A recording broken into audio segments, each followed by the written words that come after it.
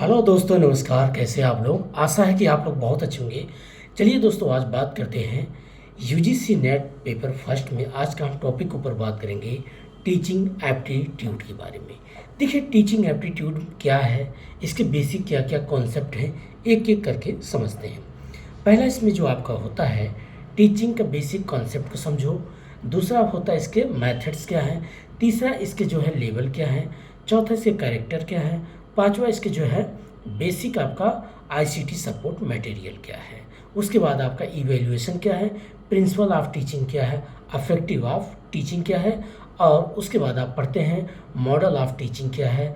Then उसके बाद ब्लॉम test Nomi concept क्या है, जिसमें आप पढ़ते हैं आपका रहता है कॉग्निटिव, अफेक्टिव एंड साइकोमोटर। तो एक एक करके आज हम बात करते हैं। बेसिक जो आपका टीचिंग एप्टीट्यूड जो होता है, शुरुआत में टीचिंग क्या है। टीचिंग एज ए कम्युनिकेशन है। जैसे मान लीजिए दो लोग बात करते हो, अगर आपकी बात दूसरा पर्सन आपकी बात को समझता है तो समझिए आपके अंदर एक कम्युनिकेशन करने के एक अच्छा स्किल्ड है। उसी स्किल्ड को क्या बोला जाता है, एक टीचिंग बोला जाता है। आप जब अपनी बात किसी को बताते हैं और दूसरा आपकी बात को अच्छे से समझ लेता है तो इसी क्या बोलते हैं, एक एज ए टीचिंग कॉन्सेप्ट। ठीक है। अब उसके बाद हम पढ़ते हैं लेवल ऑफ टीचिंग क्या है। लेवल ऑफ टीचिंग को बेसिकली तीन भागों में बांटा गया है: memory level, understanding level, reflecting level. Memory level means क्या होता है, जब क्लास 1 से लेकर के क्लास 5 तक के बच्चे को आप पढ़ाते हैं, जिसके दिमाग में आप डाटा फीड करते हैं, उसको याद कराते हैं। जैसे आप टेबल रटाते हैं, या आप उसे छोटा बड़ा, या आप उसे ABCD, ये सारी चीज़ें बच्चों को आप याद कराते हैं, रटाते हैं। इसी प्रक्रिया को क्या बोलते हैं, मेमोरी लेवल। लेकिन मेमोरी लेवल कॉन्सेप्ट किसने दिया था, तो उनका नाम था हर्बर्ट।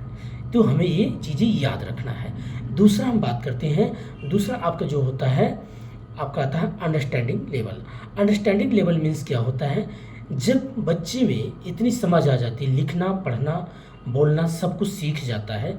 जब क्लास 9 से लेकर क्लास 12 तक के बच्चे को आप देखिए तो पढ़ना लिखना सब कुछ सीख जाता है। ऐसी प्रक्रिया को क्या बोलते हैं हम, अंडरस्टैंडिंग लेवल। अब अंडरस्टैंडिंग लेवल का जो कॉन्सेप्ट किसने दिया था, उनका नाम था मॉरिसन। ठीक है। उसके बाद हम तीसरा बात करते हैं reflective level. Reflective level means होता है, जब आप मान लीजिए कि ग्रेजुएशन कंप्लीट कर लेते हैं, बैचलर डिग्री आपका कंप्लीट हो जाता है, जब आप अपने लाइफ में कोई टारगेट कोई गोल रखते हैं कि किसको डॉक्टर बनना है, किसको इंजीनियर बनना है, किसको IAS बनना है, किसको प्रोफेसर बनना है, जब आप खुद में अपना डिसीजन लेते हैं, खुद से अपना गोल पूरा करते हैं, उसको बोलते हैं रिफ्लेक्टिव लेवल। पूछा जाता है रिफ्लेक्टिव लेवल कॉन्सेप्ट किसने दिया था, तो उनका नाम था हंट। ठीक है। ठीक। उसके बाद नेक्स्ट टॉपिक इसी में पढ़ते हैं हम, और आता है कैरेक्टर ऑफ ए, जो है basic character of A learner, character of a teacher. तो इसमें दोनों लोग की कैरेक्टर की बात करता है। लर्नर का कैरेक्टर क्या होता है, लर्नर जो होते हैं दो भागों में डिवाइड किया जाता है। एक होता है एडोलसेंट और एक होता है एडल्ट। एडोलसेंट मीन्स वो होता है जो बच्चा अभी क्लास 1 से क्लास 5 तक का, समझे कि 8 तक के बच्चे को आप देखिए, इतनी उसमें समझ नहीं होती है कि जीवन क्या है, जीवन का उद्देश्य क्या है। अगर आप उसे आप बताएंगे बेटा कि धर्म क्या है ना, राजनीति क्या है, क्योंकि अभी उसमें इतनी डेवलपमेंट नहीं हुआ उसके दिमाग को, अभी वो बच्चा वो सीख रहा है।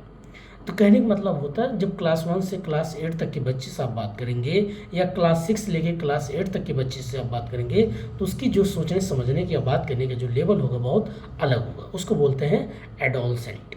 ठीक है। जैसे कि आप देखते होंगे हर एक देश का एक बेसिक चीज़ कॉन्सेप्ट है कि 18 प्लस के बाद उसको बोलते हैं कि बच्चा चीज़ों को समझ सकता। 18 से प्लस, 18 से अगर मान लीजिए कम है तो कहेंगे भाई अभी 17 साल 16 साल 12 साल के बच्चे में क्या इतनी समझ होगी। ठीक है। इसी को बोलते हैं एडोलसेंट। नेक्स्ट टॉपिक हम बात करते हैं एडल्ट। एडल्ट मीन्स वो बच्चा होता है जिसमें पढ़ना लिखना सब कुछ सीख भी जाता है, समाज के बारे में चीज़ों को अच्छे से बेसिकली वो लॉजिकली बात भी कर लेता, तार्किक रूप से बात करता है। उसी को हम बोलते हैं एडल्ट लेवल। ये होता है लर्नर का बेसिक कैरेक्टर।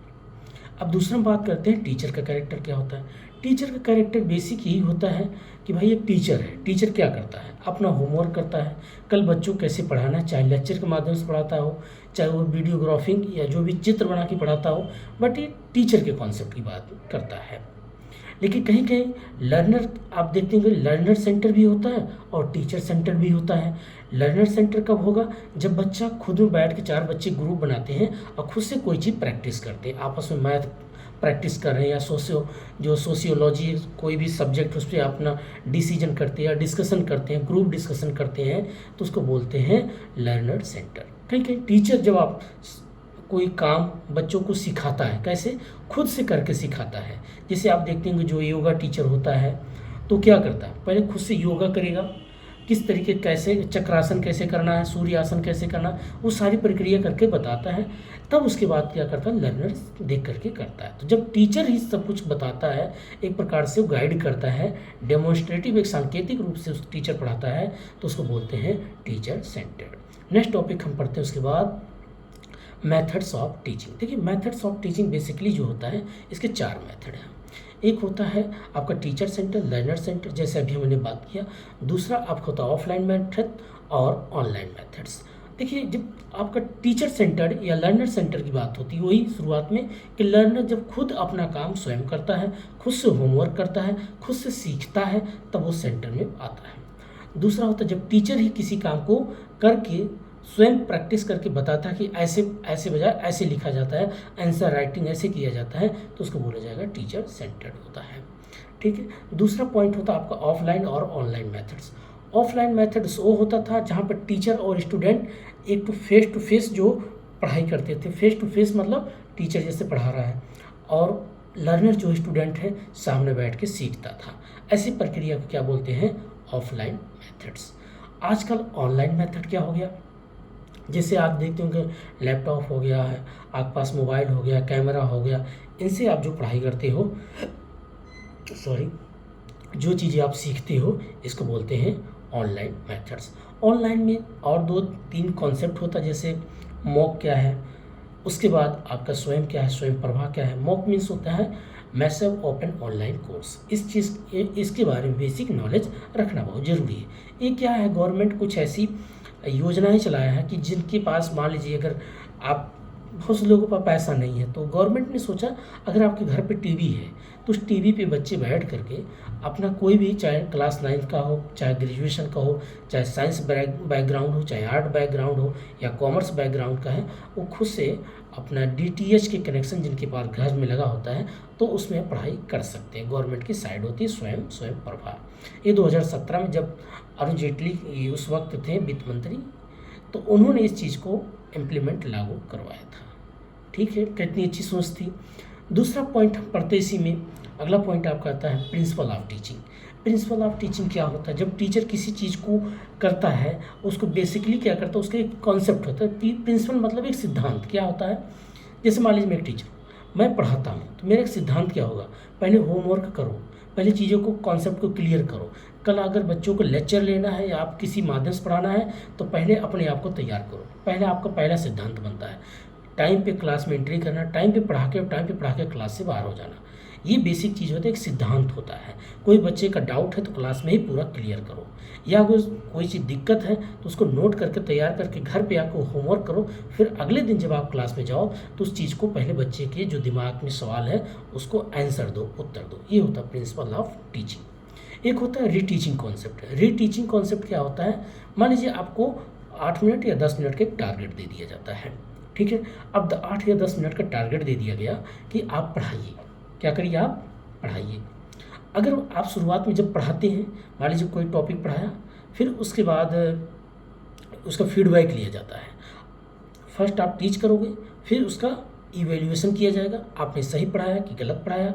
अगर उसमें कोई बाय मिस्टेक है, आपका बॉडी लैंग्वेज में कोई दिक्कत है, आपने चीज़ों को नहीं समझा पाया है, तो उसके बाद अगर आपका कॉन्सेप्ट ठीक था तो आपको दोबारा टीच करने की ज़रूरत नहीं है, पढ़ाने की ज़रूरत नहीं है।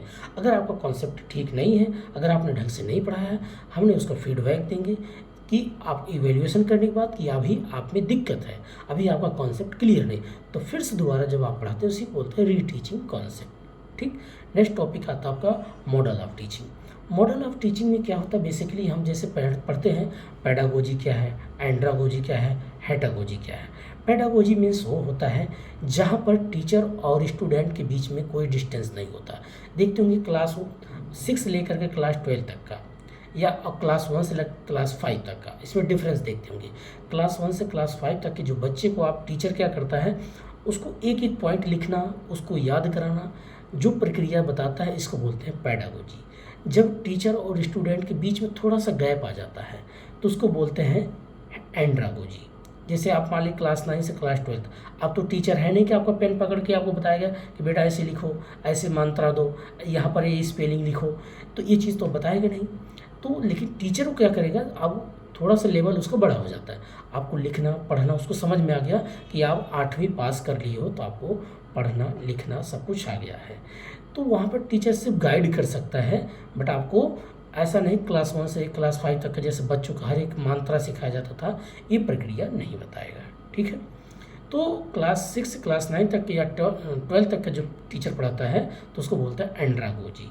टीचर साथ में रहेगा बट इतना नहीं रहेगा 24 घंटा, कि 8 आवर आपके साथ रहेंगे।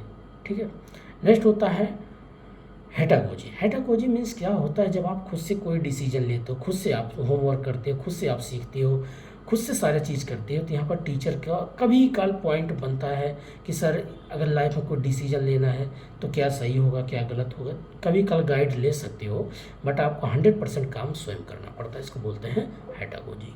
नेक्स्ट हम पढ़ते हैं उसके बाद Bloom taxonomy. Bloom taxonomy basic 3 concept होता है, कॉग्निटिव, अफेक्टिव और साइकोमोटर। देखिए कॉग्निटिव मीन्स होता है जिसको 3 भागों में 3H कॉन्सेप्ट से बांटा गया है।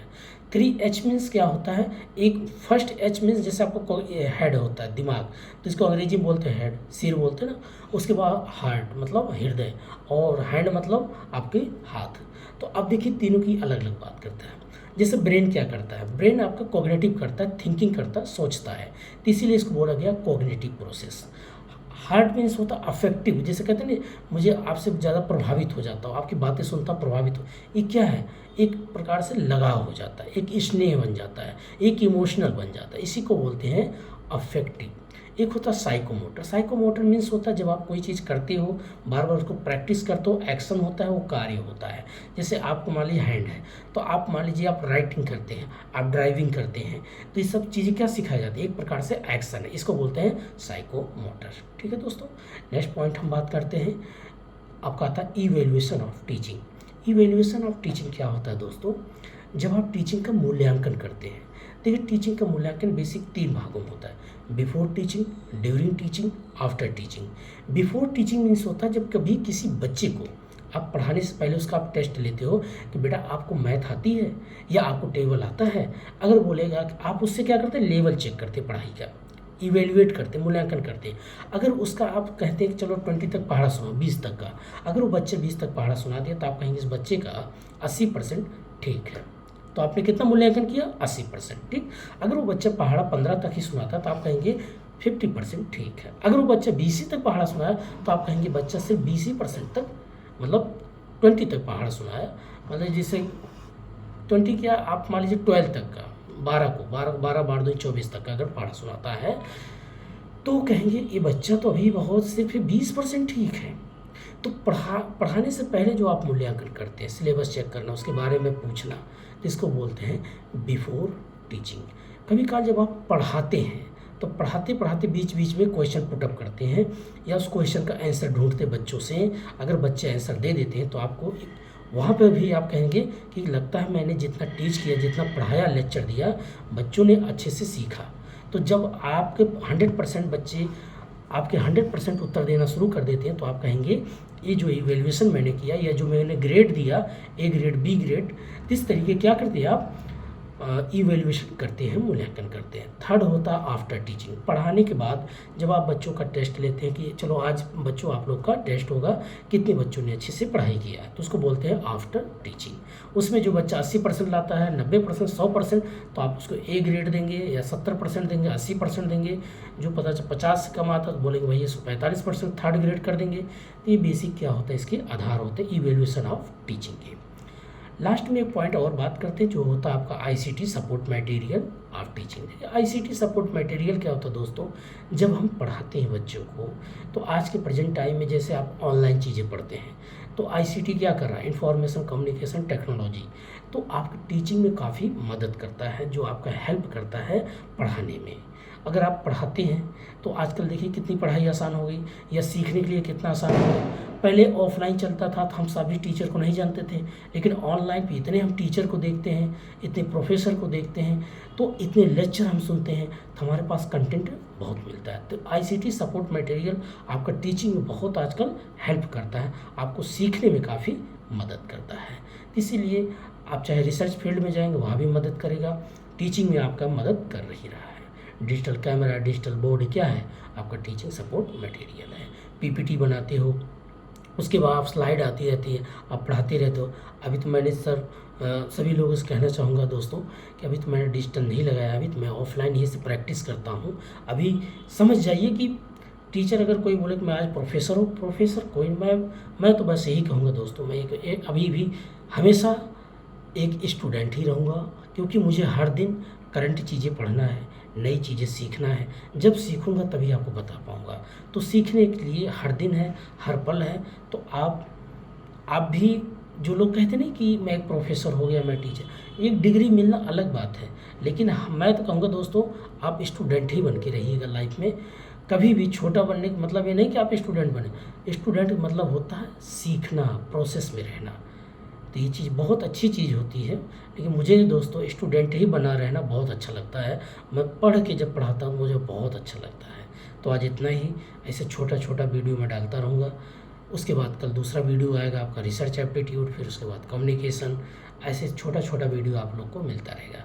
तो आज इतना ही दोस्तों, हमने क्या क्या पढ़ा एक बार दोबारा रिकॉल कर देते हैं।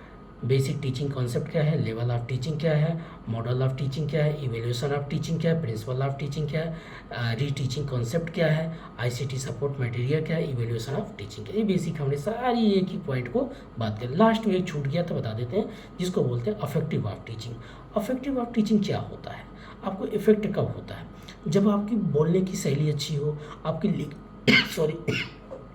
आपकी लिखने की शैली अच्छी होती है, राइटिंग अच्छी होती है, जो पढ़ने में हमें अच्छा लगता है कि हम देख के पढ़ सकते हैं। आपकी वॉइस क्वालिटी ठीक है तो बोलेंगे ये हमें पढ़ाने, जो पढ़ाते सर या गुरुजी, वो हमें बहुत ज़्यादा हेल्प करती है सीखने में। तभी आपकी टीचिंग ज़्यादातर इफेक्टिव होती है, प्रभावित होती है। ठीक है दोस्तों, मौसम चेंज हो रहा है ना दोस्तों, आजकल थोड़ा सा ठंडा कभी गर्म चलता रहता है। तो दोस्तों यही बस था, ऐसे छोटा छोटा वीडियो आप लोग को मिलेगा एक सरसरी व्यू में, समरी तरीके से। और देखिए आप जो पढ़ाई करते हो, पढ़ाई को समझने का प्रयास करिए, रटिए मत। अगर कोई पॉइंट बोले तो उसको आप रटिए मत, समझने का प्रयास करिए। और किताब ज़्यादातर ही पढ़िए। किताब क्या करता है, जैसे अभी मेरे पास देखिए बहुत पुराना है, तो बहुत पुराना है, जब मैं तैयारी करता था। अब तो तैयारी मेरी सब हो चुका, कोई दिक्कत नहीं। ये देखिए कब का बुक है, मुझे लगता है दोस्तों मैंने ले आया था।